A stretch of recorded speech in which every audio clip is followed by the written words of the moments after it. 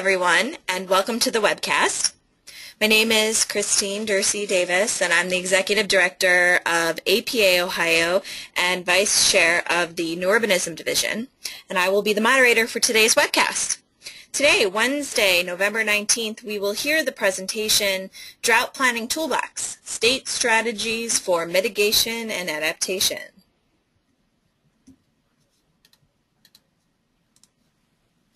For technical help during today's webcast, type your questions in the chat box found in the webcast toolbar to the right of your screen or call the 1-800 number shown. For content questions related to the presentation, type those in the questions box also located in the webinar toolbar to the right of your screen, and we will answer those at the end of the presentation during the Q&A.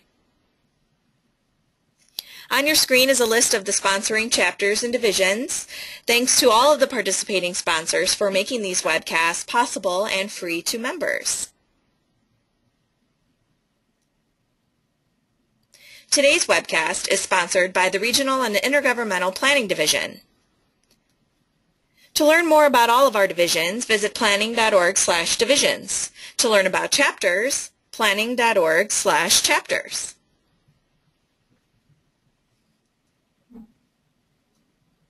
On your screen is a list of upcoming webcasts. To register for these webcasts, visit www.utah-apa.org/webcasts. To log your CM credits for attending today's webcast, visit planning.org, go to your dashboard, select Activities by Provider, select today's provider, which is again the Regional and Intergovernmental Planning Division, and select the title. This webcast has been approved for 1.5 CM credits for live viewing only. Some recorded webcasts are available for distance education CM credit. For availability, check the webcast webpage. Like us on Facebook, Planning Webcast Series, to receive up-to-date information on our upcoming sessions. And we are recording today's webcast, and it will be made available on our YouTube channel. Just search Planning Webcast on YouTube. And you can request a PDF of the PowerPoint by emailing planningwebcast@yahoo.com. I'd now like to turn it over to the Maryland Secretary of Planning, Secretary Richard Hall. Well, thank you, Christine. Secretary Rich Hall was called away to another meeting. So this is Peter Conrad here in Baltimore, welcoming you all to this webinar. I would like to thank our speakers, the APA Webinar Consortium, and the Regional and Intergovernmental Planning Division of APA for making this possible. The webinar is brought to you by the National Collaborative of State Planners, which is a project of the Regional and Intergovernmental Planning Division. The purpose of the collaborative is to provide a network that facilitates the discussion of best practices at the state level and to serve as a place where planners may share the planning initiatives of their home states. So if you could please take a moment to visit the collaborative's website after the webinar to learn about other states' best practices and to let us know about initiatives happening in your state. So I'd like to briefly introduce to you our speakers for today. Starting off will be Debbie Davis-Franco, who is with the Governor's Office of Planning and Research in California, and she is the Community and Rural Affairs Advisor and also the local drought liaison. So as you can imagine, she's been extremely busy in the last year, so we're very grateful to her for carving out the time for this webinar. From Colorado, we have Taryn Fennessy, who works on climate change, adaptation, and natural hazard risk management for the Colorado Water Conservation Board. Colorado has been a leader in developing tools to address both climate change and water management issues. And wrapping up from the East Coast, we have John Belay, who is manager of the Planning and Operations Program at the Susquehanna River Basin Commission, which is a federal interstate compact commission charged with managing water resources of this very important river basin. This is the major tributary into the Chesapeake Bay. He oversees water resources planning, and also drought monitoring and coordination is also an important part of his duties. So let's get down to business with our first speaker, Debbie Davis-Franco from the Governor's Office of Planning and Research in California. And before that, let's go ahead and conduct our first poll. Do you mind, Peter?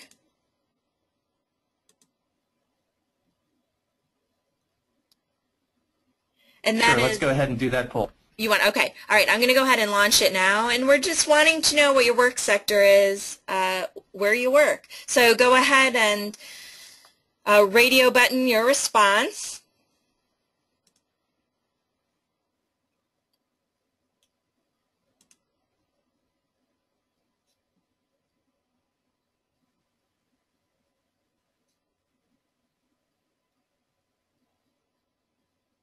Okay, I think we have a good number here. I'm going to go ahead and close the poll now. And then let's share those results.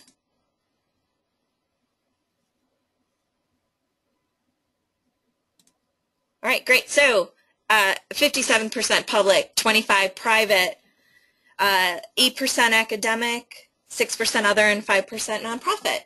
Great. We have a pretty diverse group today. So I'll go ahead and change our screen over to Debbie to get us started.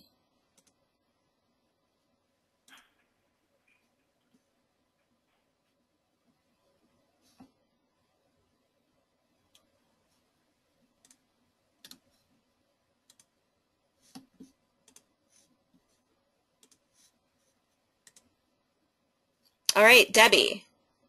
All right, you're seeing my screen? Nope. Uh-huh. Let me try, hold on, let me try one more time. All righty. All right, now I think we got it. Okay, did you receive that pop-up that tells you that you've been made the presenter? I did, and I clicked on it. Okay. And you're still not seeing my screen? Let's give it 1 second. I'm going to try one more time. Sorry, folks.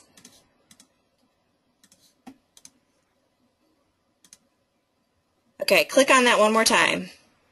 There we go. Perfect. Thanks, Debbie. Right. All right. Good morning or afternoon, depending on which part of the nation you are joining the webcast from. My name is Debbie Davis-Franco, and thank you, Peter, for the introduction. And yes, I have been busy this year. I wanted to start just by giving a quick overview of where we are right now in California in regard to the drought. I imagine and hope you've all seen news coverage because it is a national story. Whether California goes, so does much of the Southwest follow. We are experiencing arguably the worst drought in our recorded history. Based on specific variables, precipitation or water storage, etc. It's not technically the worst year we've ever had, but if you account for the fact that we've also had significant population growth in comparison to our technically worst years, the challenges we're facing are definitely challenges that we have not faced before, and some of them we did not anticipate facing. So I am making this presentation within the context of the fact that we've been planning, but in some cases we've been planning for the wrong things. We always anticipate drought impacts on agriculture, and we're seeing those this year. We plan for environmental impacts, although some of the environmental impacts we've experienced this year are worse than we've ever experienced. We have hatcheries that right now are operating as fish tanks, basically. We've had to pull fish out of our rivers and streams because the water temperatures are too high and there's not enough water, and put them into the hatcheries, and we have chilling processes to keep the water at a temperature that will allow the fish to survive, in the hope that our river and stream conditions will recover and we'll be able to drop those fish back in and they'll survive. We've had some domestic water challenges. We have several dozen water systems that are on what we call our critical and watch lists, where they're in jeopardy of losing water within between 60 and 120 days. I will say we've been keeping this list since April, and as of today, none of those systems have actually run out of water, and that's thanks to diligent tracking and working with those systems to get to find resolution for them and to make sure that their systems continue to provide water. And we anticipated that we would have some severe wildfire impacts, and I'm also glad to say that we escaped this fire season, the worst of it, without any significant loss of life or infrastructure. And of course, our forests and our wildlands are incredibly dry, and so we are not out of wildfire season as we would be in a normal year, and we continue to be on high alert. But we're very hopeful that we've at least this year survived the worst of it. I work for the Governor's Office of Planning and Research, and OPR is basically the comprehensive state planning agency at the state level. Practically speaking, we're part of the Office of the Governor, and the character of OPR shifts and changes depending on who the governor is. And basically, we have a few statutory responsibilities that we must carry out. The biggest one is that we are the CEQA clearinghouse for the state. All CEQA documents are filed with OPR. But by and large, our staff are political appointees, and we basically do what the governor wants us to do.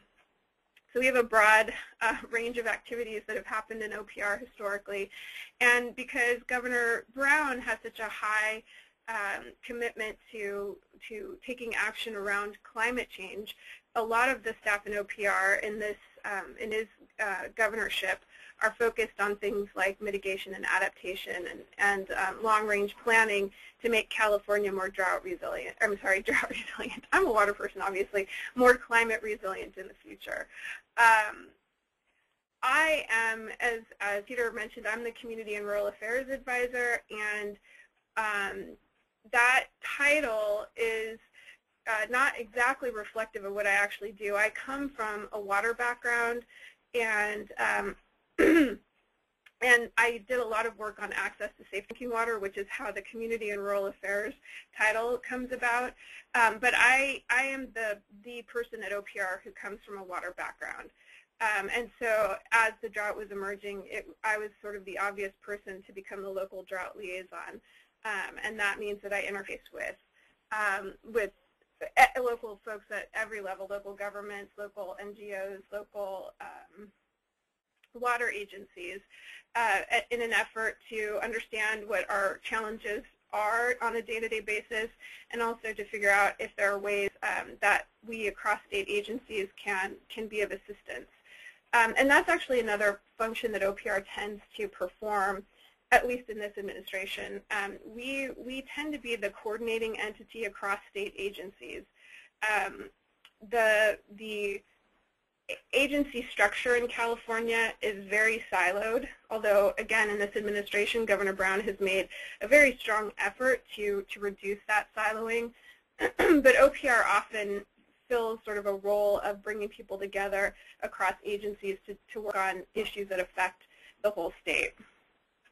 So when it comes to drought planning and implementation, this was an interesting exercise for me, because my initial thinking is to go to the water-specific plans and the emergency response plans, because those are the two sort of cornerstones. In our droughts historically, the Department of Water Resources has usually been the lead agency. They're the ones who produced our last drought contingency plan, which was released in 2010 following our last drought. And so that's sort of been where our drought planning has been housed. In this administration, Governor Brown chose to put the Office of Emergency Services in charge of drought response, which has created a slightly different structure. And that's reflected in the California Multi-Hazard Mitigation Plan.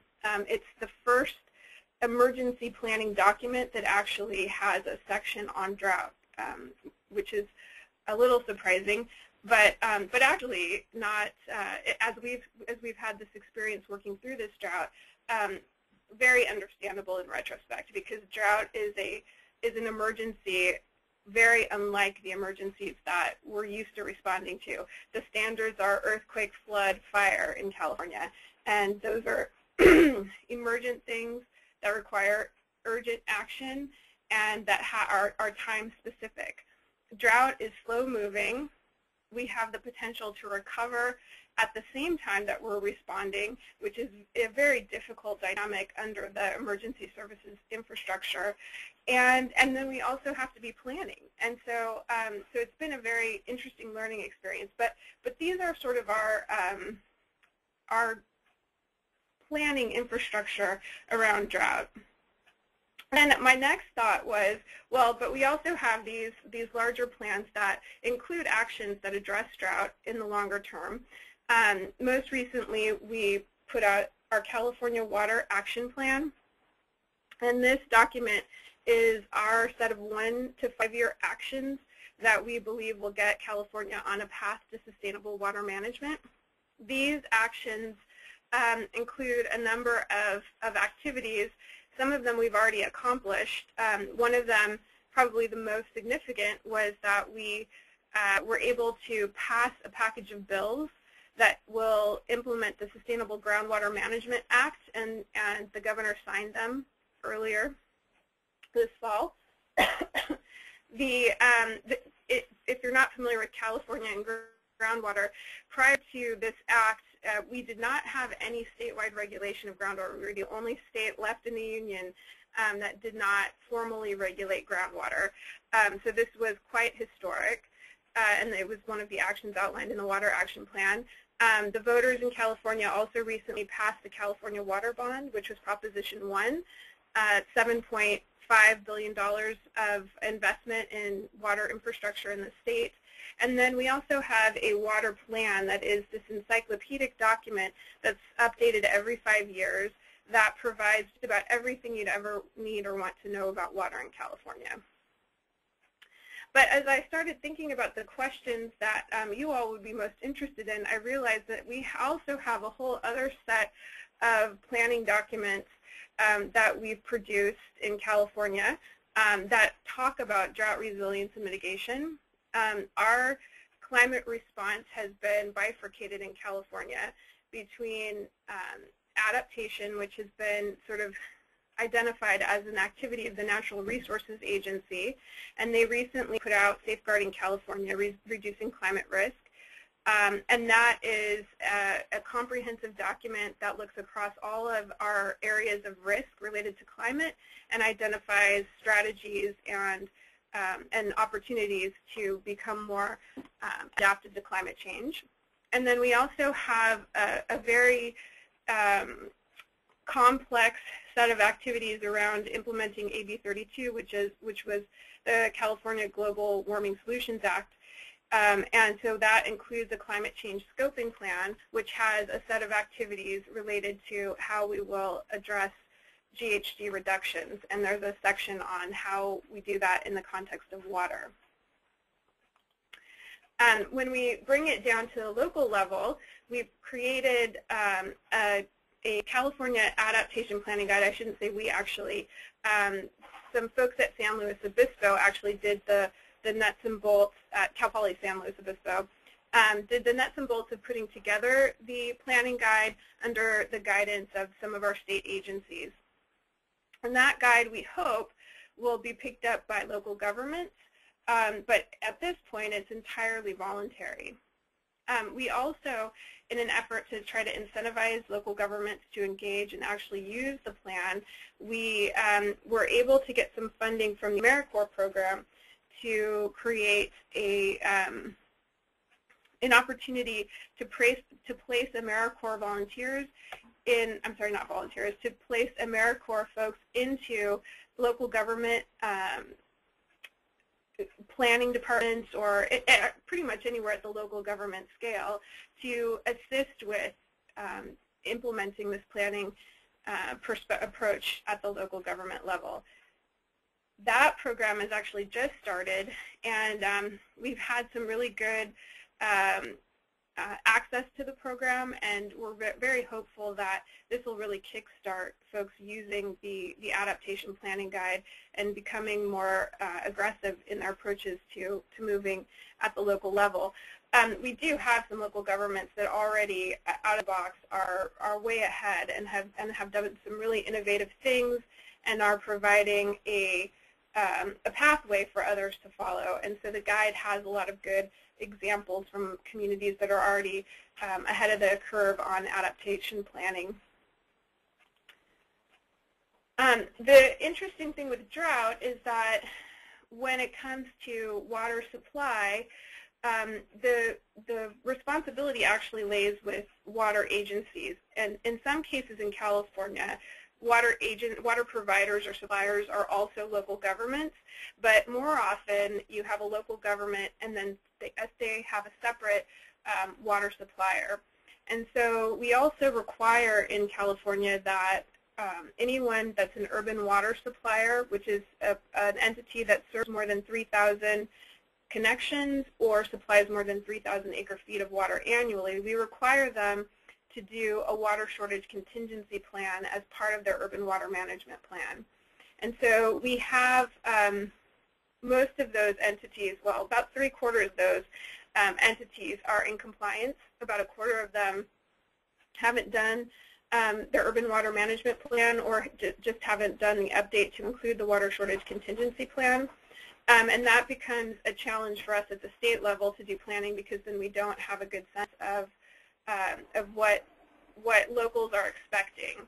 And the other thing in reviewing those water contingency, shortage contingency plans is they're not coordinated with each other. So we have about 7,500 water suppliers of some sort in the state. And you'll find that there will be a cluster of them that are in one region, and they all say, well, if we run out of water, we'll just buy it, not realizing that everyone's planning to buy water. And that, practically speaking, there probably aren't enough drops of water for everyone to do that. So we do have some gaps in how those plants operate, and that's part of what the aftermath of which we're trying to deal with in this drought. We've also discovered, I wouldn't say discovered, but we've also had to come to terms with in this drought one of the biggest drought resilience gaps we have, and that is that we have households on domestic water supplies, either domestic groundwater wells or surface streams or springs, and those are drying up. And at this point, we actually don't even have the data to know where all of these folks are. And then the counties don't necessarily, we expect the counties will take responsibility, and the counties don't have the tools or the knowledge or the resources to do it. And so we have had, and we right now have a little more than 1,000 dry domestic wells that we have reported to the state. We anticipate that there are many more that have not been reported. And so one of the things that we're working toward right now, since we have no way to know how long the drought will last, we're working toward having an interim plan to respond in these situations and to figure out how to get resources to the right places so that we can address the emergency need, which is to get water to these folks today, while also trying to invest in the longer-term solutions that will make these communities more sustainable. And that's the conclusion of my presentation. I'm going to turn it over to Taryn now.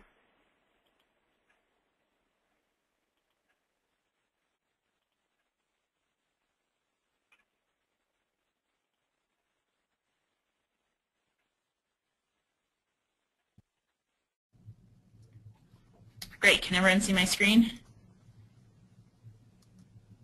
Looks good. Thanks. Great. So as Peter said, I'm Taryn Fennessy. I'm with the Colorado Water Conservation Board. I work on primarily climate change and drought planning for the state. I manage the state's drought response and mitigation plan as well as our climate change program. And so I'll talk a little bit here today about some of the tools and resources that we've developed to help local entities in drought planning, and I will touch a little bit on climate change as well.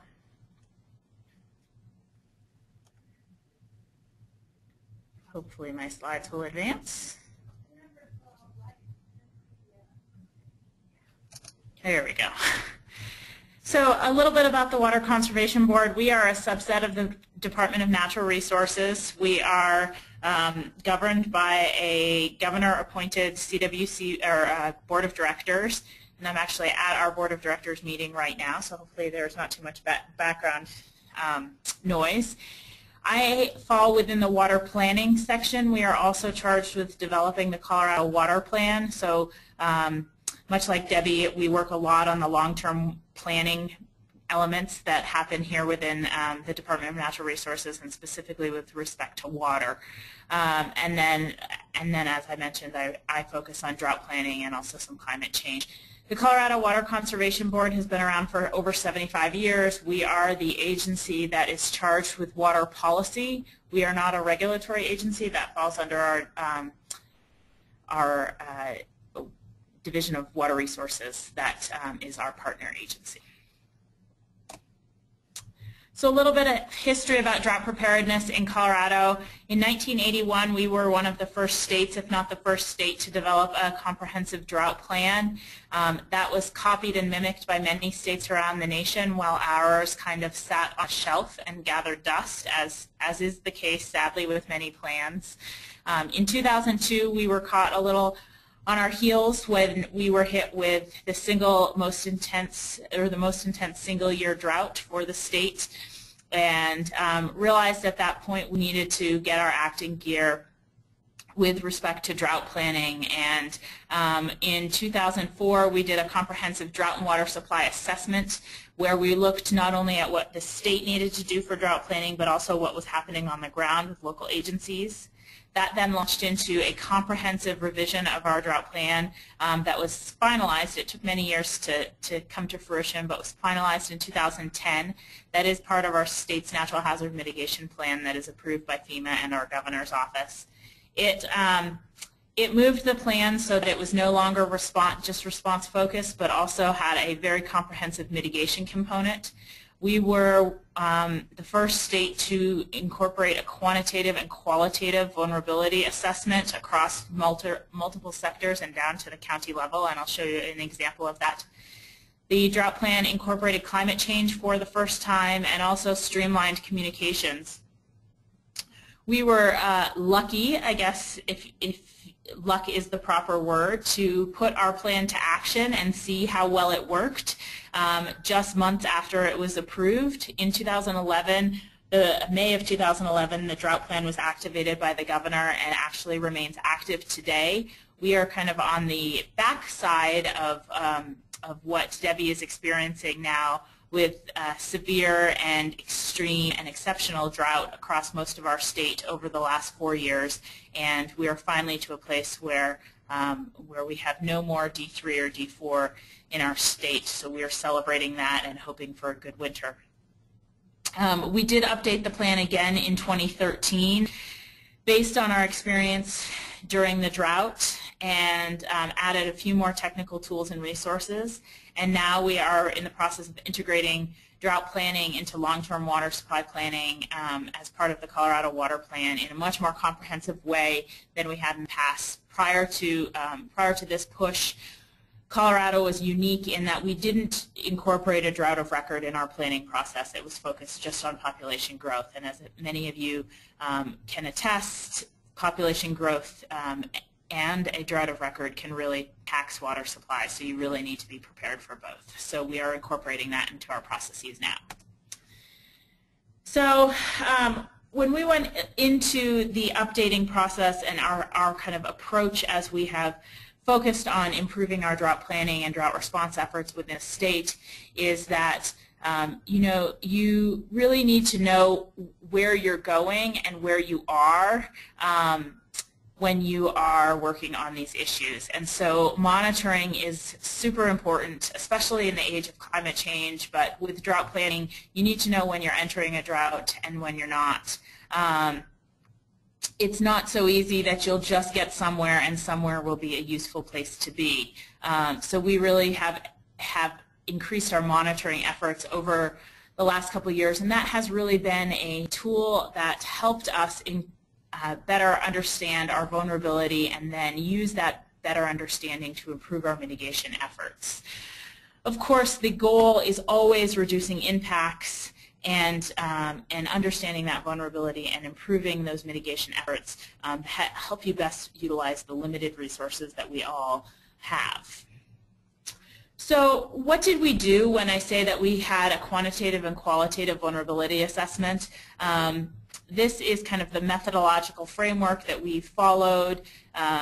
We had to develop it ourselves because, like I said, it wasn't something that many places do. A lot of places have qualitative vulnerability assessments, but not a comprehensive quantitative and qualitative vulnerability assessment. So we started out with just a lit review, looking at what's out there, looking at the studies that we did. We focused on a number of different sectors, and you can see those sectors listed here around the information gathering component. And then those sectors were broken down to the county level. We then broke that out to what we had for quantitative data that we received from the various sectors and entities, and then we cross-checked that with qualitative inputs. So, for instance, the Division of Parks and Wildlife, it seems like their fisheries would be highly susceptible and vulnerable during a time of drought, but what we discovered was that they had adaptive capacity plans in place so that when drought hit, they were able to move those fish off stream and into areas that they were able to sustain their populations. And so we were able to adjust their score accordingly so that it reflected those adaptive capacities. We then came up with two final components. We either got an impact vulnerability score that ranged from 1 to 4, 1 being the least vulnerable, 4 being the most vulnerable, or we discovered what we didn't know. And I think that sometimes discovering what you didn't know seems like a disappointment, but you don't know what you don't know, and knowing what you don't know can actually be really useful because you're able to develop more information and seek out more data to further examine those areas, and that is in fact useful as well. So this is what our vulnerability map looks like. This is for the agricultural sector. There were subsectors that fit into this, so this does generalize some of the information, but we had to kind of aggregate it up and down. So we have the information available at the subsector level as well as the total sector level, and this is the one for vulnerability. You can see that there are certain areas of our state that are more vulnerable to drought, and the most vulnerable area is the southeast corner, which unfortunately is where the drought that we've experienced for the last 4 years has been centered. This, the four corners of the Crowley, Kiowa, Otero, and Bent County have really been the epicenter of that drought, and they were the last to have the severe drought taken away from their classifications on the drought monitor, or the extreme drought, I mean. Colorado, as many of you probably recognize, is also a high tourism and recreation state, and it is our second largest economic driver behind agriculture, and it is something that is not really incorporated into drought preparedness and mitigation planning. And so we have embarked on some effort to really develop a framework for engaging those communities and working to build their adaptive capacity for responding to drought as well. And this is just a snapshot of the comprehensive framework that was developed. You can actually read a little bit more about that in the publication in Environmental Research Letters. We also have found that during the time that we've been in drought, one of the best things for getting out and finding out what's going on the ground is doing local drought tours. These are drought tours that we hold with our high-level policymakers, so many cabinet members are going. We've also coordinated with federal agencies to bring in some of the decision makers at the federal level and get out on the plains and really make decisions and see what those conditions on the ground look like, and hear from the producers and the folks on the ground that are really feeling the impacts and suffering suffering the impacts, and we have found that this has been an invaluable tool for those policy and decision makers to get out of the conference room, see something other than a PowerPoint, get their hands dirty, kick their boots in the dirt, because there is a whole lot of dirt down in the southeast corner of the state. We've been experiencing dust storms similar to the Dust Bowl, and in some cases people would argue worse than the Dust Bowl. So in addition to those elements that we've incorporated as a result of this last drought, we also recognize that in the state of Colorado, drought planning is not mandatory. Water conservation planning is mandatory, but we do draw a distinction between water conservation planning and drought response and drought planning. It is not mandatory, but we do have a grant program to help aid that process. So one of the things we did was develop a municipal drought management guidance document so that folks know what the state expects from a drought management plan that would be approved by the state. It outlines 8 different steps that we think are necessary for drought planning. And of course, once we developed that plan, the next question from folks was, well, that's all great and well, but what does that actually look like in practice? What does a drought plan look like, and how can it help a city? So we developed a sample municipal drought management plan for the city of Shallow Creek, and that really takes our guidance document and puts it through what a sample city might choose to implement as part of their drought plan. The drought guidance document has lots of spreadsheets. Basically, it is a how-to guide for drought planning. You could take that drought plan into a meeting of decision makers with the spreadsheets that are incorporated in it and say, here's our host of options that we could do to respond to and prepare for drought. What are the things that make that the most sense for our community? And people have been very, very thankful of the tools and resources that are embedded in that guidance document as they've embarked upon their planning processes in the years since it came out. In addition to having those 2 guidance documents, we also have a web-based drought planning toolbox. It's broken into 4 different areas: drought status and monitoring, financial assistance, drought planning and resources, and then drought and climate change information. And this ranges anywhere from different information on drought indices to different response mechanisms, funding sources for from the local to the federal. And this is just a toolbox that we think is helpful in getting folks to the place where they have enough information to make informed decisions on how they want their local communities make decisions based on drought planning. And I think we would be remiss to not focus or not mention climate change as well. In Colorado, climate change really means impacts to water resources. We are a semi-arid state. We do not receive a whole lot of water on an annual basis, and the water and moisture that we do receive comes in the form of snow very frequently, and our snowpack is our greatest reservoir, and if we're seeing earlier melt off of that, we have some issues that we need to address in the state to really manage our water resources properly. So we have developed the Climate Change in Colorado report. It's a synthesis to support water resource management and adaptation. This is the 2nd version. The first version came out in 2008. We have since updated it with the CMIP 5 projections. And what we know in Colorado is that we have warmed 2 degrees over the last 30 years, 2.5 over the last 50.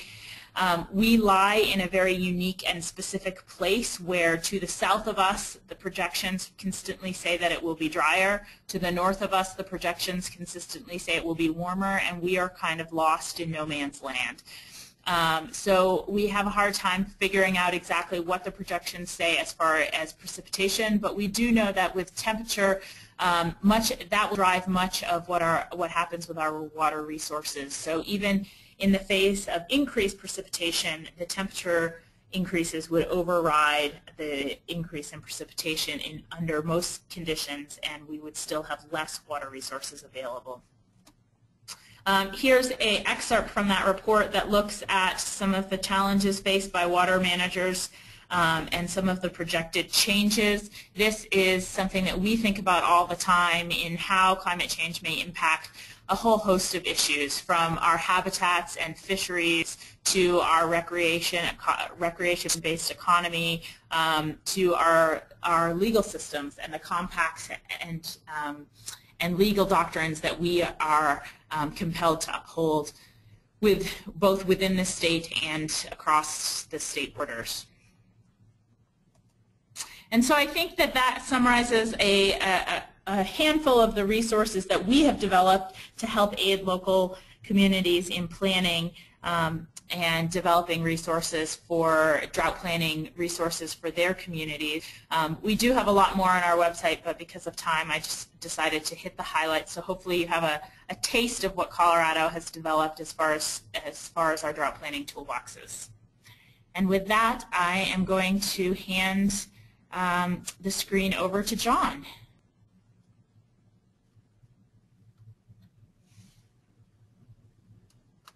Okay, great. Thank you, Taryn.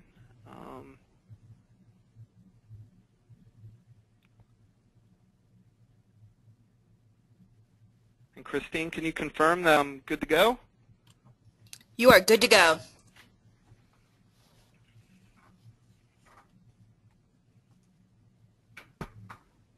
Okay, I believe I am. Yeah.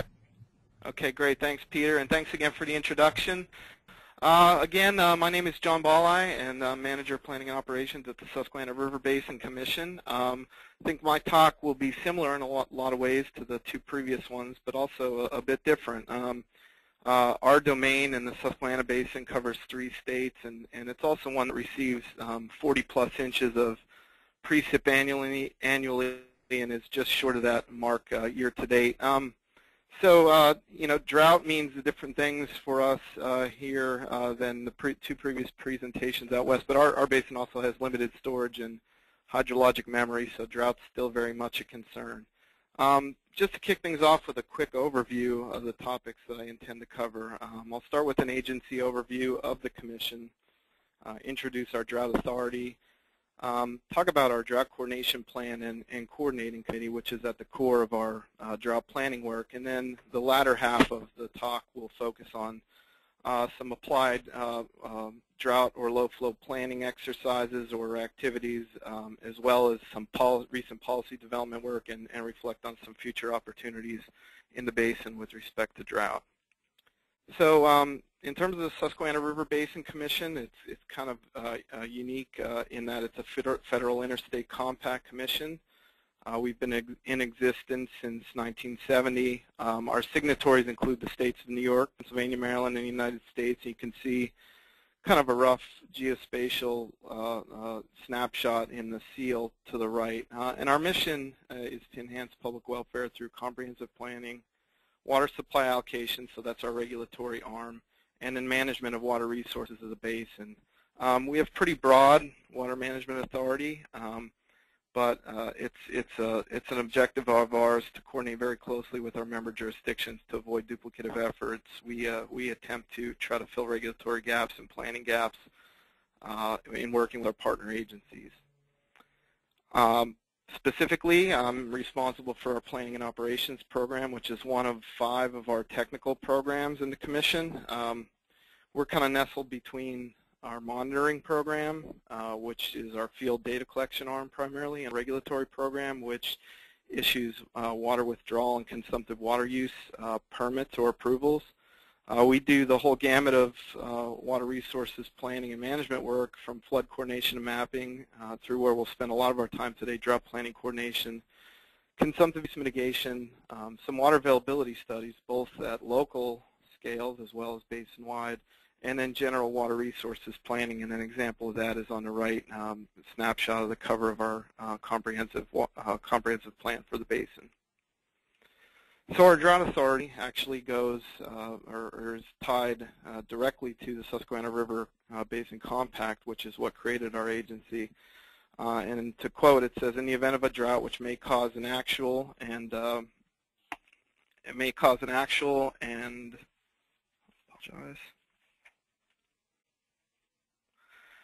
immediate shortage of available water supply within the basin or with any part hereof, the Commission, after public hearing upon due notice given, may determine and delineate the area of the shortage and by unanimous vote declare a drought emergency therein.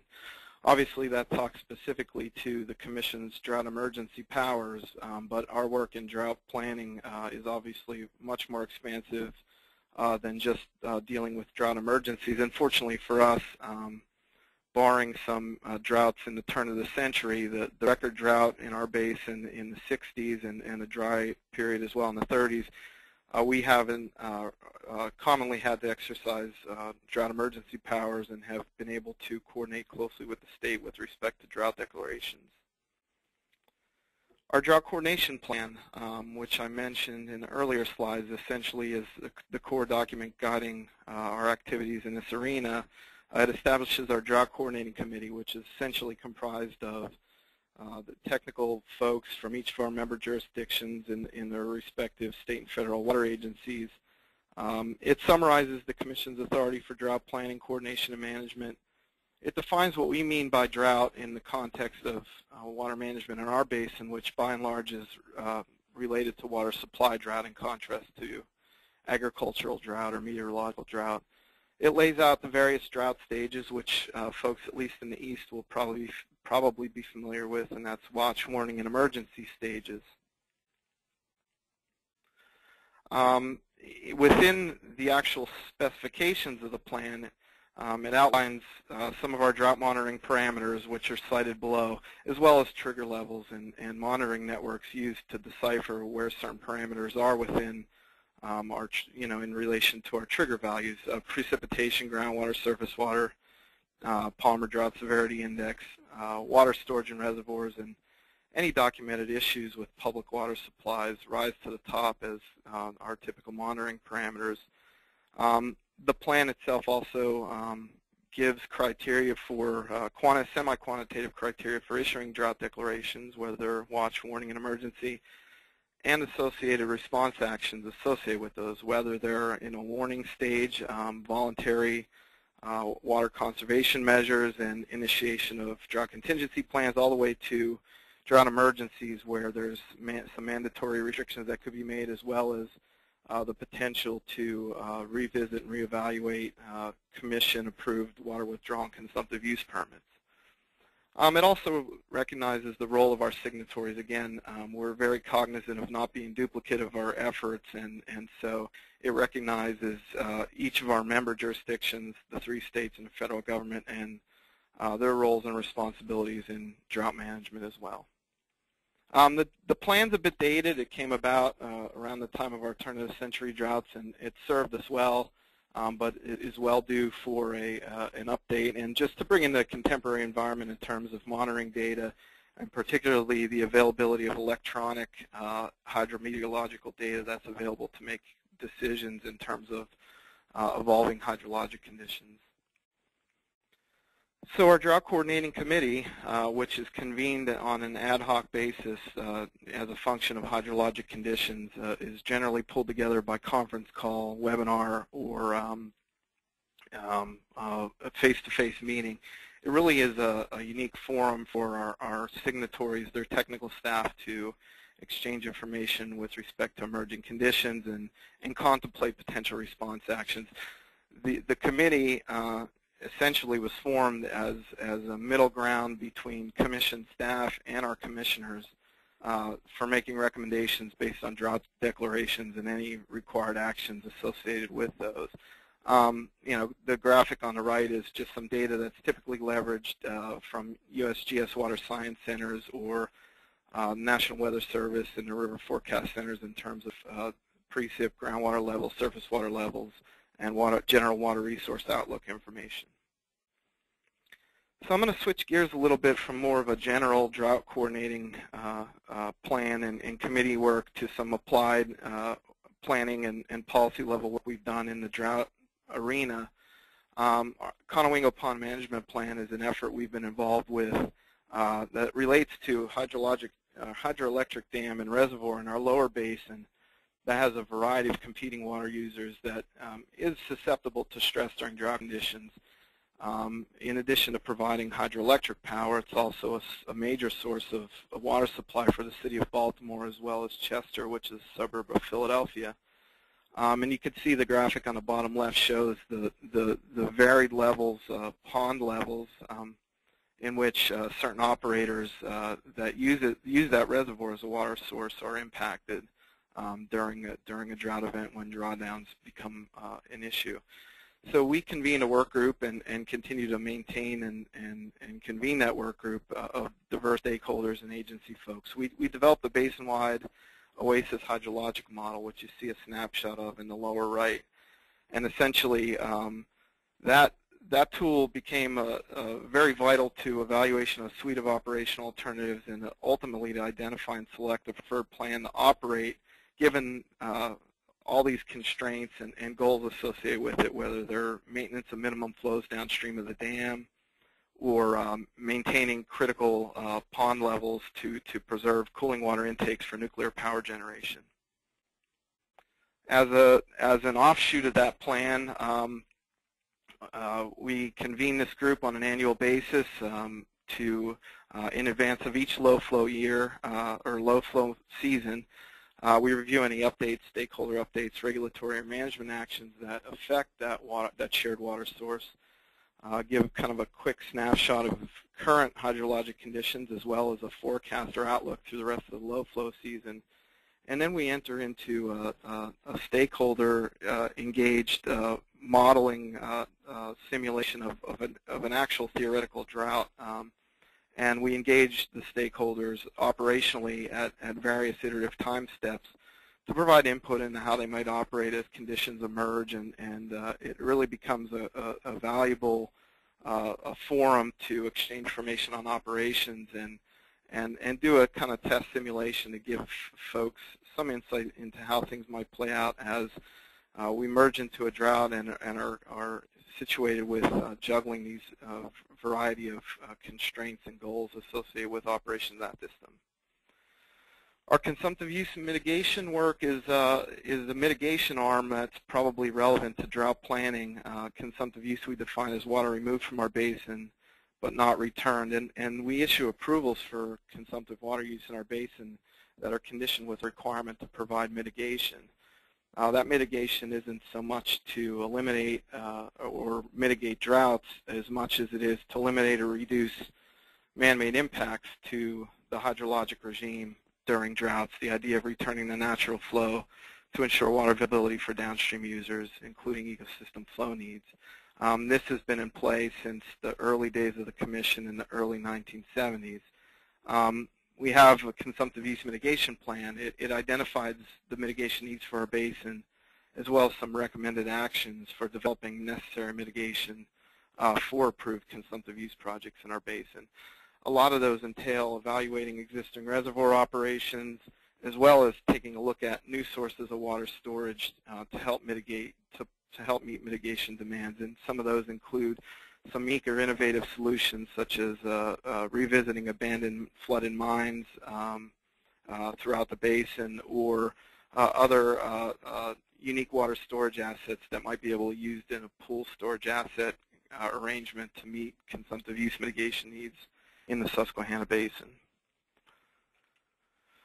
Our low flow protection policy is a policy we developed in recently here, this December of 2012, and it essentially contains specs for determining pass-by flows and conservation releases for water withdrawal to Commission issues. And essentially it's to ensure that when we were in advance of hitting some critical low flow thresholds or impending drought conditions, there are certain standards that must be met to ensure water availability for downstream users and also ecosystem flow needs. The scientific impetus for a lot of this work was based on the Nature Conservancy's ecosystem flow recommendations that were published for our basin in 2010, and by and large that resulted in a paradigm shift to low flow protection based on monthly flow thresholds as opposed to annual static thresholds that did not reflect the natural variability of the hydrologic regime. So in closing, just to cite a few key future opportunities we see as we move forward, we've gained some traction in recent times in leveraging regional partnerships for drinking water, as well as early warning or spill prevention planning. And we think there's a potential there to do some more regional level beyond just our basin-wide drought coordination committee, to do some regional work in our basin. We've worked with some of the federal IRIS partners in the Middle Atlantic region, the Integrated Water Resources System and Services program, and have submitted concept plans for a pilot project to develop a low-flow decision support tool to help bring some of these monitoring and trigger criteria into an electronic environment and have more of an interactive tool for both water managers in the Commission and our signatories, as well as the general public. We're really excited about a NIDIS grant and working with a consultant and University of Massachusetts at Amherst for develop a drought planning tool for the Susquehanna Basin with a case study to Baltimore's water supply system in the lower portion of our basin, and then the ever-evolving hydrologic forecast information coming out of the National Weather Service.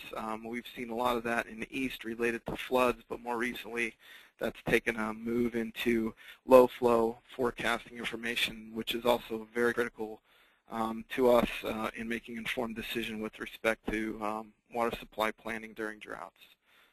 So seeing that my time's just about up, I'll leave some links and contact information as part of the PowerPoint, and then I'll turn things back over to Christine to facilitate the Q&A. Thank you. Great, thank you. So before we begin the Q&A, we'd like to conduct one more poll just so that our speakers during the questions and answers can kind of gauge where your community is in terms of adaptation and mitigation planning. So I'm going to go ahead and launch this question.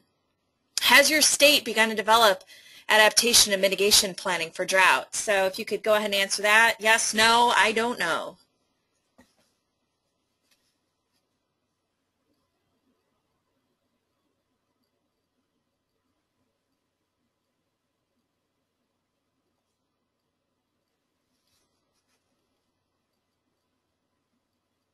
Okay, I'm going to go ahead and close that, and then let's share these results. So it looks like 37% yes, 10% no, 53% I don't know. Okay, so let me pull up our questions here, and we can get started.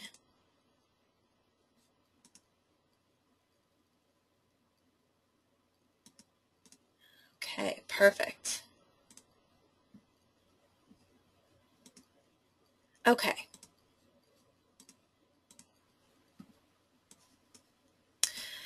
Let's see. Let's start.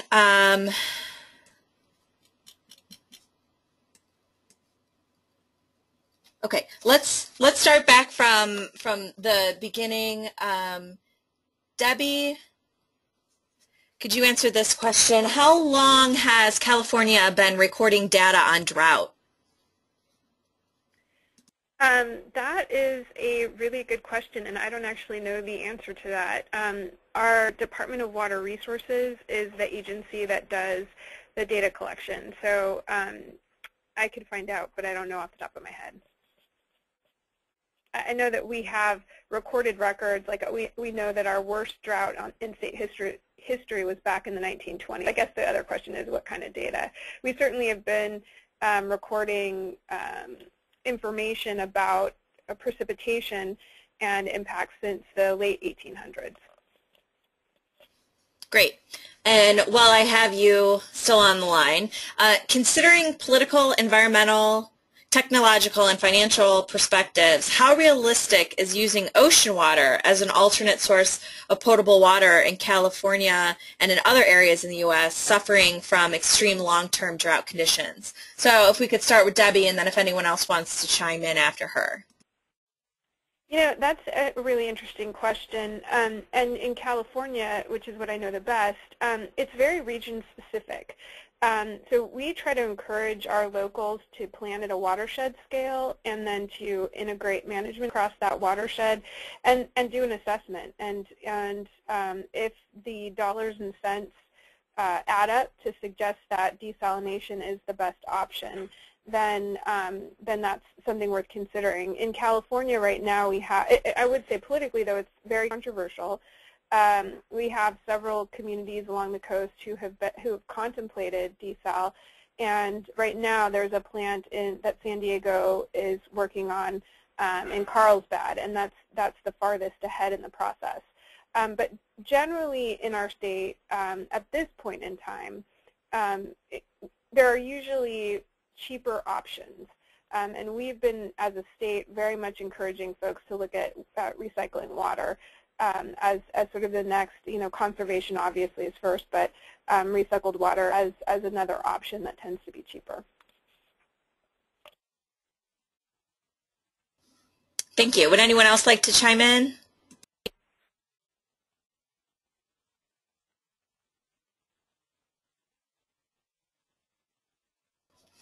Okay, let's move on to a couple questions now for Colorado. So that would be for you, Taryn. Let's see. In Colorado, does vulnerability ranking include the amount of agriculture in the county, or is it all based on soils and other natural features? All the numbers and all the factors are weighted. So if a county has a great deal of agriculture, that's going to be weighted differently in one county than perhaps a county that does not have a great deal of agriculture. And there are a couple of different subsectors that feed into the agriculture component. So we have a big ranching community in Colorado. Obviously that is impacted slightly differently than perhaps a dryland farmer on the eastern plains or an irrigated potato farmer in the San Luis Valley. And all of those are factored in but weighted differently. Okay. And does the state of Colorado retain ownership of its water resources and issue permits for the right to use the water under the terms of the permit, or does the permit actual grant ownership of the water to the permit holder? I'm not quite sure what permit the questioner is referring to, but for the most part, water rights are individual property rights within the state of Colorado. We're unique in the West in that we don't have a state water system like Arizona or California, or Utah for that matter. And so water rights for the most part are personal property rights that can be bought and sold like any other commodity or any other property right. Okay, great. Thank you. And if the person asking the question meant anything differently, feel free to type in and we can see if we can circle back. Okay, this next question is for John. For the Susquehanna River Basin mitigation for water taken out of the basin, how is water taken out as a component of agricultural products, brewery products, and other beverages addressed? Sure, thanks, Christine. We would consider water loss a product as a consumptive use in our basin, as is consumptive use associated with irrigation and lost through transpiration of crops and so forth. So we consider those uses as consumptive, and therefore they require regulatory approval. Our regulatory threshold for the uses is 20,000 gallons a day on a 30-day average. So a lot of smaller scale agricultural operations in our basin fall shy of that regulatory threshold, but certainly larger users, water, soft drink manufacturers and so forth, they are subject to our consumptive use regulations and therefore have a mitigation requirement associated with those, and that gets to some of the management of existing water storage in our basin and releases of it in an attempt to offset some of those uses during critical drought periods. So yeah, to answer the question, certainly those uses we'd see as consumptive and they'd be subject to regulation and mitigation requirement. Great, thank you. Next question is back to Debbie. What prompted Governor Brown's decision to make emergency management the lead agency this time rather than DWR? That's a very good question. So as the drought was unfolding, one of the elements that we wanted to be prepared for was using the emergency management infrastructure for funding purposes, which we have actually done. The governor recently authorized the California Disaster Assistance Act for use to try to fill the gap on dry domestic wells. And so having that infrastructure engaged provided the context to be able to do that. And actually it's also as part of the governor's office, it provided a structure that makes more sense to oversee the Drought Task Force, which is a cross-agency entity that the governor also established in his original emergency declaration. So it was sort of a complex of considerations that led to that shift. Okay, thank you. Another question for you. What kind of scientific investigations such as water resource modeling and remote sensing have been applied for studying drought and planning in California? Again, that is not, we have folks who do this as their day job in the Department of Water Resources, and I could say what I know, but it's potentially wrong. So that's a question that I could convey to the Department of Water Resources, and if there's some way to double back with the person answering, they could provide the specifics on that. Okay, thank you. This next batch of questions is sort of big picture and can be answered by anyone, so whoever, just feel free to jump in.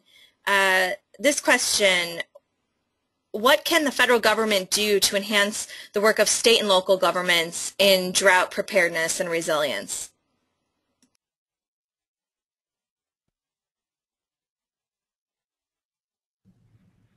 I'll go ahead and take a stab at that. This is Taryn from Colorado.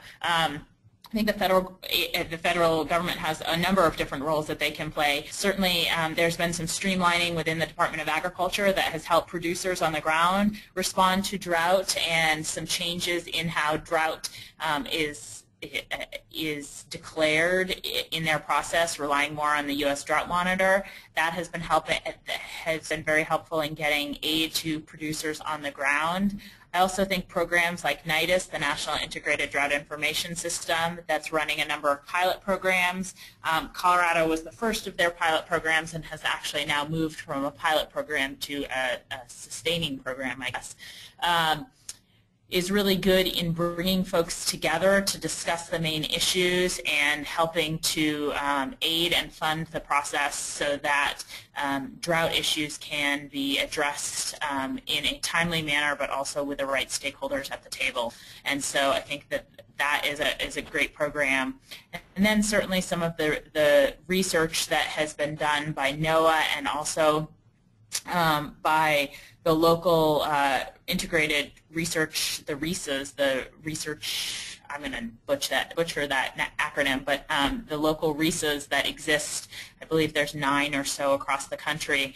Ours is Western Water Assessment, and certainly there's a lot of research and information on climate change that for states like Colorado that are semi-arid, that's certainly a concern in how it will impact not just droughts but also floods, so both ends of the extreme, and I think the federal agencies play a critical role in funding those research programs.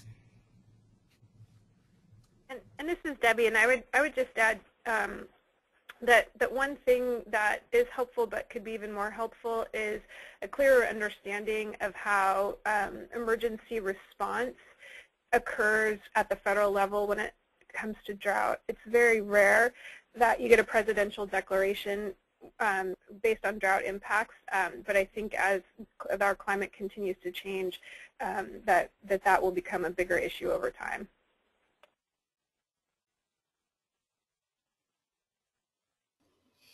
Okay, thank you. Next one, again, for any of you, if this pertains directly to your state or if you're just aware of any, are there any laws requiring water conservation indicate that such laws are reversed once a measured groundwater level has been recovered or replenished?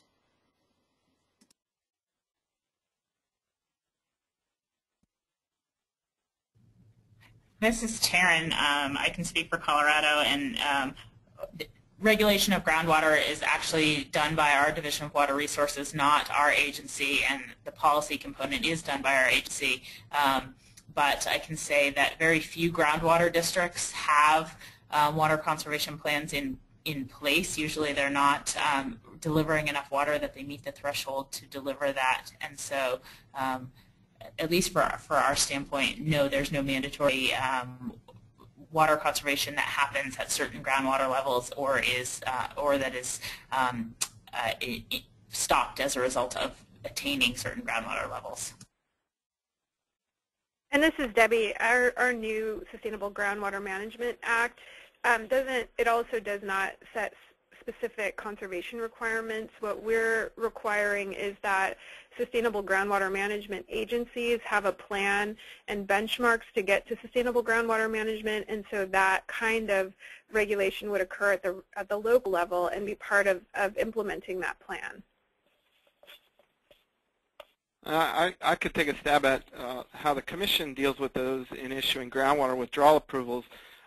We require an aquifer test prior to granting a groundwater withdrawal approval, and so to the extent it becomes a real localized site-specific evaluation of the aquifer and cone of depression with drawdown data, and so we can link up real project-specific triggers in terms of operations, and if there were a benchmark in terms of water level in wells that drive or force a certain operation, because we have that detailed testing, we could include that as a permit condition.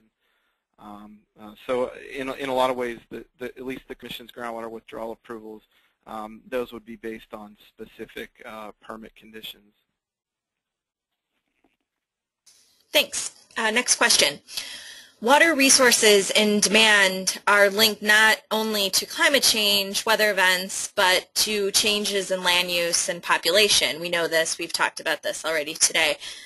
Does drought and or water resources management also include state authorities to somehow acquire land, like forest agricultural land, or undertake other actions to assure water resources?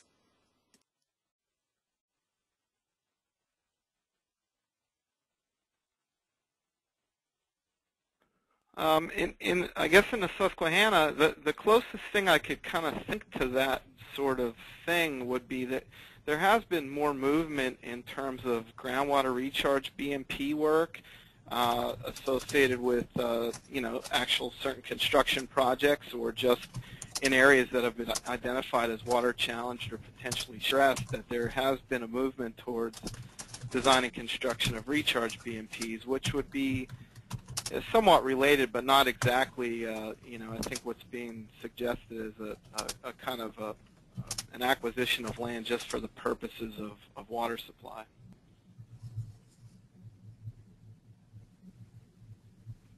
And I can speak for Colorado, not at this time. I mean, we're in the planning process of looking at how climate change will impact our water resources and what kind of actions will need to be taken as a result, but not at the time. And this is Debbie. In California, we have a really strong, we have constitutional protections over land use decisions being under the authority of local governments. So the ethos is not really supportive of that, but that kind of activity tends to happen in the NGO sector.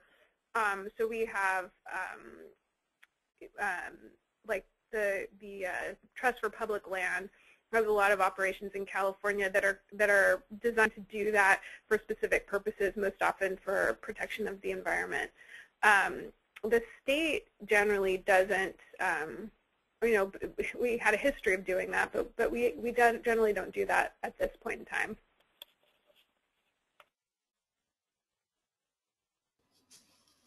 Okay, thank you.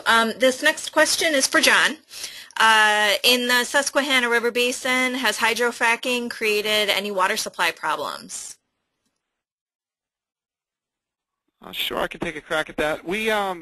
It's certainly been a change for us in terms of regulating an industry that's been different than one we've dealt with in the past in terms of its ability to be mobile in search of water sources as opposed to kind of traditional brick and mortar water supply projects. But in terms of its overall water use and the broader profile of the water uses in our basin, which are largely dominated by energy production and public water supply, agriculture, mining, some of those things,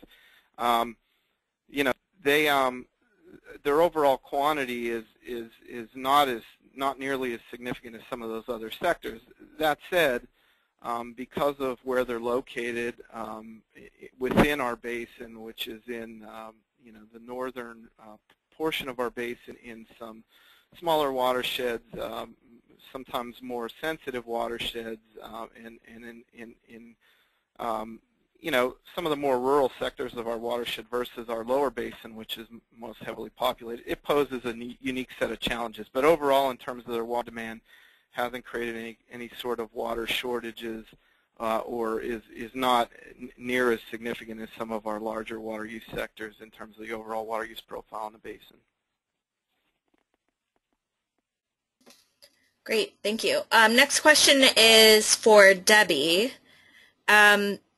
Is there any planning for groundwater recharge areas? So again, that's we rely on locals to do that, and there is a challenge we face in that, again, most of our water agencies are independent from their local governments, and that creates a gap between land use planning and water management. And we are looking to take that on in the future. One of the actions in our water action plan is to start a constructive discussion between land use folks and water managers to see how we might tighten up that process. And like everything in California, there's lots of diversity. We have some local jurisdictions that do a really excellent job. The county is one of them. That does an excellent job of working hard to map their recharge areas and then to conform their land use plans to protect those areas. And then we have other places where it's not quite as coordinated. Okay, thank you. And this is for anyone. Is there a forum for states that are experiencing drought to communicate and share responses?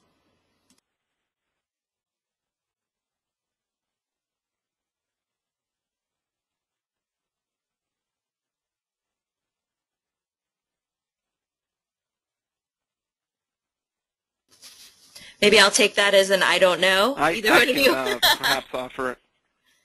Yeah, I can offer a simple answer from a standpoint of the Commission, and our universe is kind of small and involves our 3 states. So, we always have an open forum to exchange that information with our 3 states, and we have a good rapport with our sister commissions, the Delaware east of us, as well as the Potomac southwest of us. So we exchange information with them and their member states, but broader, in a broader context across the nation, I'm not aware of a forum to exchange lessons learned at kind of state level. We just received a comment from one of our listeners that says the engaging preparedness community of the National Integrated Drought Information System. That's a mouthful. So feel free to Google that. Okay, let's go on to another question. Do any of your, this is for anyone, do any of your plans prioritize types of water users? Examples, public water systems, domestic, agriculture, commercial, etc. This is Debbie. Our plans try to balance, but written into our water code is a prioritization of domestic use and a secondary prioritization of agricultural use.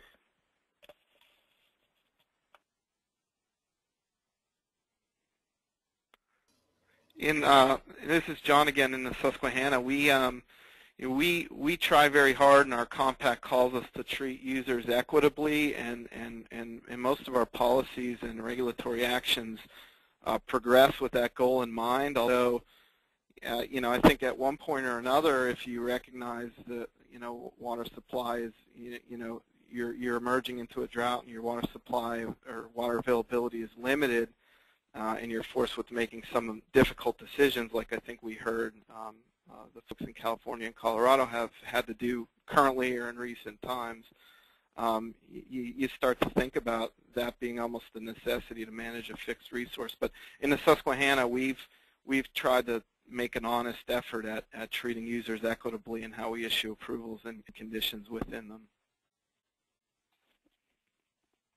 Thank you. This next question is kind of a two-parter. One, do drought plans include information that relates to pollution? And then with that, specifically related to the Susquehanna River Basin. So John, is fracking an issue in terms of releasing natural gas into groundwater aquifers? So I guess that's sort of an example of what we're asking for when we're talking about pollution. I'm sorry, was the question, is that included in drought management plans? Do drought plans include information that relates to pollution?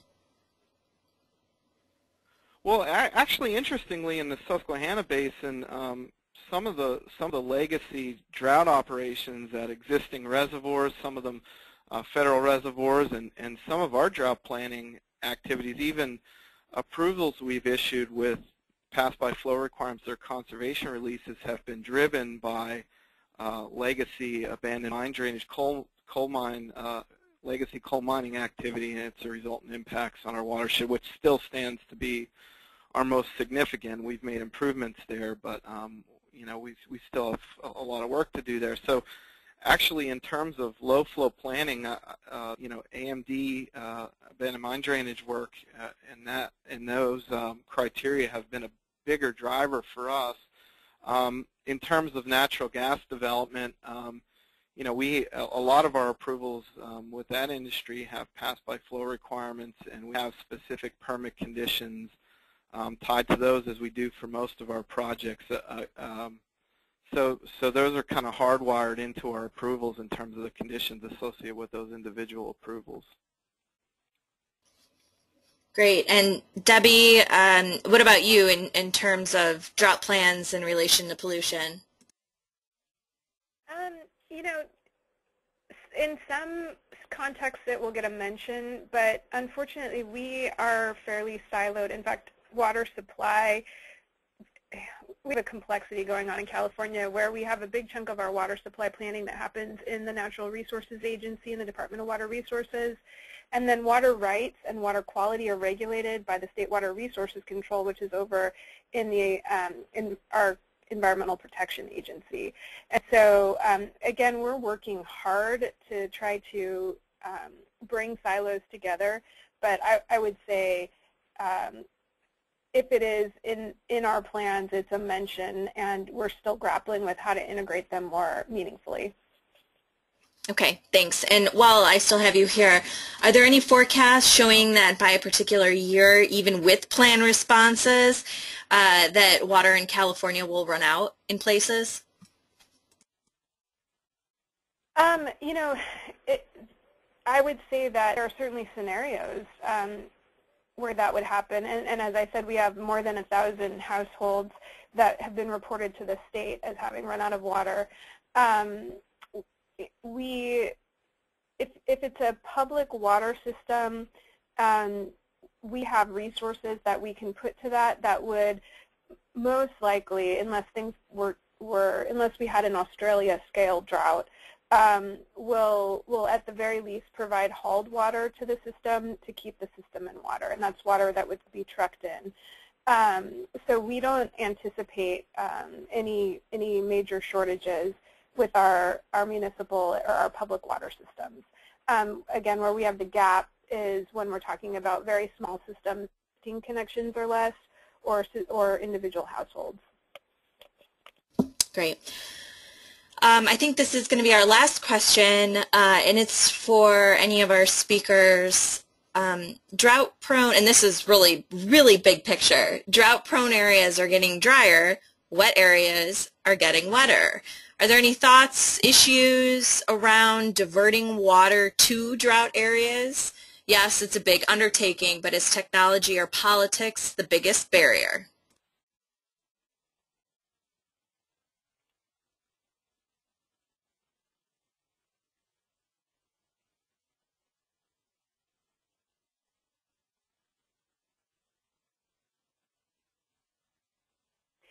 This is Debbie. I think that's a challenging question to answer in California, again, because we manage our water by and large regionally, but obviously our state has a system already in place that does precisely that. In fact, we have two systems, the State Water Project and the Central Valley Project, that move water from one area of the state where we get a lot of precipitation to other areas of the state where we have agriculture and larger populations that need the water.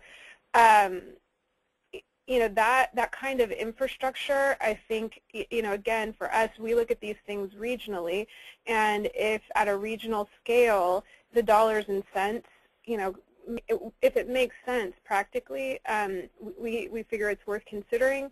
In California, we've basically captured all the water in our watersheds that are cheaply captured. We have a plan that has been on the shelf for I can't remember how many years now. It's our CalFed Record of Decision that identified 6 potential new spots for reservoirs that would likely capture water in one place and move it to another where it's needed. And practically speaking, none of those projects have penciled out as further studies have been done. So we see the solutions at the regional scale, and we see the solutions as conservation, which is the cheapest and most effective way to make our water go farther, and things like conjunctive use and recycled water, and gray water systems, and we're looking really to reduce down versus to expand up, and especially in the face of climate change where moving water is just potentially more energy intensive than finding local solutions. And John, do you have anything to add to that question? I thought Debbie's responses were great. I think, we still see in the Susquehanna Basin, we still see applications come in the door for diversions. Some of them are smaller, just outside our basin divide. Some of them are larger. We're kind of nested in a region with, that is in proximity to Philadelphia, Baltimore, Washington, and some larger metropolitan areas, and so there's always the potential for those sorts of things. But as Debbie mentioned, I think generally we look to some more local sustainable solutions for water suppliers, and looking at conjunctive sources, as she mentioned, and alternative sources, gray water sources, water conservation. Try to prioritize some of those things because moving water long distances out of a basin into another. Aside from the political policy issues, there's a lot of other complicating factors associated with those projects. So we still see them, and they still happen, but I don't know what the future holds for increases in that sector. Okay, thank you. It's a little after 2:30. So, Peter, if you're still there, do you have any closing remarks? Yeah, thank you, Christine. On behalf of Secretary Rich Hall, I just want to thank our speakers, John, Debbie, and Turin, and our webcast participants. If you have any suggestions for additional webinars focused on state-level planning issues or multi-state, we certainly would like to hear about them. I also want to give a shout out to Jim Schwab, who is the manager of the APA Hazards Planning Research Center, and he was the editor of the recent Drought and Planning publication. And he gave us, he was very generous with his time sharing insight about where this webinar should go and its direction. So thanks to you all for participating, and we'll see you next time. Thank you. Bye-bye, everyone.